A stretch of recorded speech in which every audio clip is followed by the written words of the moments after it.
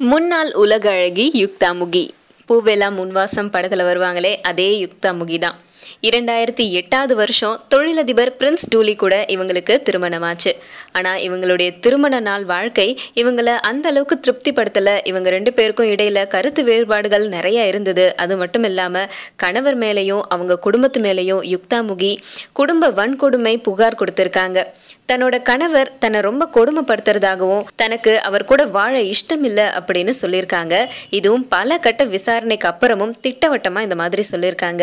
Prince தரப்புல இருந்து என்ன சொல்றாங்க அப்படின்னா, அவருக்கும் இவங்க கூட சேர்ந்து வாழ இஷ்டம் இல்லைன்ற மாதிரி தான் சொல்லிட்டு இருக்காங்க. இவங்க 2 பேருடைய பிரச்சனை என்ன அப்படிங்கறத விசாரிக்கிறதுக்காக இவங்க 2 பேரும் கேட்டுக்கிட்ட மாதிரி இவங்க 2 பேருடைய பிரச்சனைக்கு தீர்வு காண்ற வரைக்கும் ஒரு மூத்த வக்கீல் ஒருத்தவரை மத்தியஸ்தரா நியமிச்சிருக்காரு நீதிபதி. இவங்க 2 பேர்கிட்டையும் விசாரணை நடத்தி என்ன பிரச்சனை அப்படிங்கறத அடுத்த மாசம் 19ஆம் தேதி தான் தெரிய வருமா.